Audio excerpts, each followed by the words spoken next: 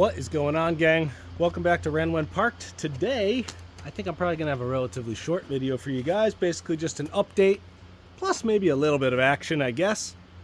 In the last video, which again, I hadn't posted in a long time, I posted the last video putting the Super Duty axles under the crew cab. And I said at the end of that, I didn't even know what we were going to do next because I didn't have a rear axle, and I didn't have a motor, I didn't have a trans, and I didn't have an interior. So, like, I don't know. It depends on what shoe drops first. Well, I'm here to tell you guys a lot has happened since that video.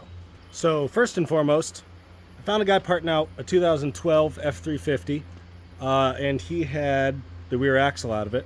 So I got a rear axle. So this is a Sterling 10.5 rotor, hub to hub, brakes, all of it. Does not have the electronic locker, which I wanted, but that's okay. It is a 373 axle, so it matches my front. Life is good there. We can get ready to put that in. I also noticed that he mentioned it was a factory 5.4 truck. I asked him if I can get the front coil springs, and I got the front coil springs and isolators also. And that's important because the ones in the truck, which is in the garage right now, are F350 diesel springs. These will be significantly softer. These are the softest ones that were available that year. So that was a big thing, finding both of those. After that, I was hunting around Facebook Market like I so often am. And I found a guy with an all-black leather interior out of a 2012 F-150. Heated and cooled seats, 10-way power, front and rear seats. He wanted not much for it. It's a pretty good deal. And then I noticed at the end of the ad, it said for basically double the price, just buy the truck. So of course I'm like, oh, I don't know. I'm a buyer of parts vehicles, right? I'm big on that. So I messaged him. And long story short, I ended up just buying the truck. So this is a 2012 F-150 crew cab 4x4, fully loaded, limited, I guess. I don't know what the trim package is, but it's got the nice interior and everything. It was rolled over and the suspension torn off, so it is totaled. But the interior, really quite nice. Black leather. I wanted the brown leather or the tan leather, King Ranch or something, but you know, black leather will work. This way I get the center console, I get the shifter that I need, I get the buttons right here for the heated and cooled seats on both sides, I get all the wiring and the pigtails and all the stuff that's a pain in the butt to put together if you just buy the interior. Plus, it's all in really good shape. No rips, no tears, no nothing. It's missing the headrests, but you can get those on eBay for like dollars. So that's pretty cool. Airbags obviously went off. Sunroof came out. It's sitting in the bed under here somewhere. But yeah, it's a pretty solid truck. Plus there's some parts I can sell. The bed has this dent, which sucks, so I can't sell it, but the tailgate's good. And it's got like a good fender, 3 good wheels. Maybe I can get a couple bucks for those. The rear axle has a factory locker in it, so I could probably get some money for that.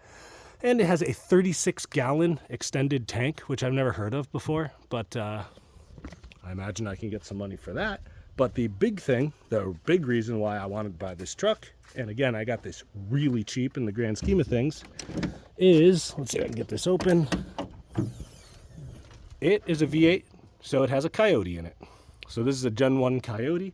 It has 120,000 miles, the truck. It's got the 6R80 automatic trans behind it and the transfer case. And supposedly, everything works. However, I more or less bought this sight unseen, so who really knows? I am pretty confident because I had someone check it out before they picked it up, that it's not like ripped in half because the frame is like bent and kinked in there. It took a pretty good shot, ripped the control arm off, tore it off the frame over there. It's junk. But apparently the motor, the block, all that stuff is pretty good. And apparently it fires right up and runs like a champ. Albeit probably a little loud because I know the exhaust is torn off. And like clearly this thing was maintained. Like this guy put his maintenance stickers with a label maker on the firewall. It's pretty awesome. Oil dew, it's pretty good. So it's got like high 120s miles on it. Radiator doesn't leak or anything, so it didn't take a shot in the front that bad, even though it did hit something real hard right there. I don't know. Anyway, doesn't have a battery, but we are going to throw the jumper pack on this thing and see if it can fire up right now in this video. And then we'll move on from there. So let's do that. So I don't have a battery just kicking around for this thing. So we're just gonna do it the sketchy way and hook the jumper pack up. and you know, hope when it starts, if it starts, that these things don't come together and burn it to the ground, right? So let's say a silent prayer, fire this thing up. So I did hear the door dinger, so I'm assuming we have power. Let's see what we got going on. Ooh, we got lights on. All right, good deal. Nice airbag. I've never actually seen one of these blown. Never gotten into an accident where one blew, but like, hey, airbag. We will not be using the steering wheel. Okay, so we got the key on. It's doing stuff. Ooh, it's got navigation and everything. I wonder if I could get that, like, to function in the Dentside. That would be sick. Anyway, all right, no need to hit the brakes because it's not going anywhere. It's in neutral, which I guess works for us. Let's see if it starts. Oh yeah, fires right up. No tack. Oh my God, look at that. The needle broke off the tack. It's down in there. I guess this thing got hit pretty hard. Power steering service, no surprise. Brake system service, brake fluid low tire pressure, that's funny considering it's missing a whole corner. Service advanced track, not surprising. I don't see a check engine light though. Yeah, there is no check engine light. It's got lights, ABS, brake, airbags, which is hilarious, obviously. I don't see a check engine light though. It's idling down. It's got good oil pressure up there. It's got fuel. That's nice. Awesome. Hell yes.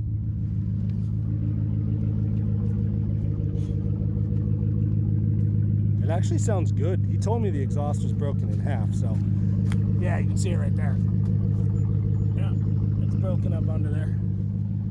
All right, let's look up front, I guess.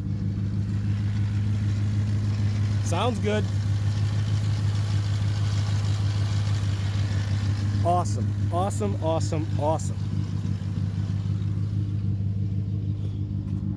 Let's give it a little quick rev.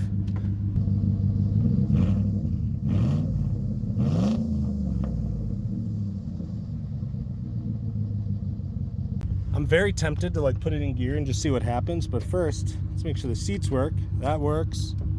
Oh, that works. And the lumbar works. All right, all right. Seat heat on, that's good. Seat cooling on, also good. My God, all right, seems like everything works. How about the radio? What do we got here?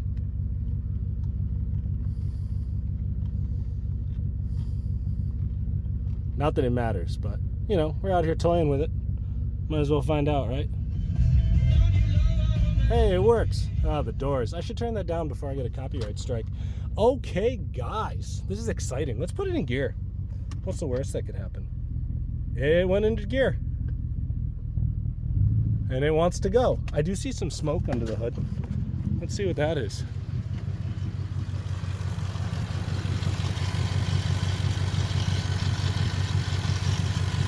I also hear some ticking a little bit. Little bit of ticking. I don't know what that smoke was. I guess I don't really care. How hilarious is that? That's a disaster waiting to happen if you're laying under the truck. Yeah, I mean, it's a little ticky, but it could be fuel system or coils. You know, both those things tick a little bit. This is awesome. I love this thing. Okay, guys, so that's going to be it for today. You saw it. It starts, runs, put it in drive. It even wants to move. I have no reason to believe we can't just take that drivetrain out and slap it in the crew cab and have a functional drivetrain. So between everything here and the axle and the coils, I basically have everything I need to like make this truck run and move. Yard drive, at least. Like there's a lot of finishing stuff, but huge updates. I don't know what to do next. I don't have the rear suspension mounting stuff as much as I love it.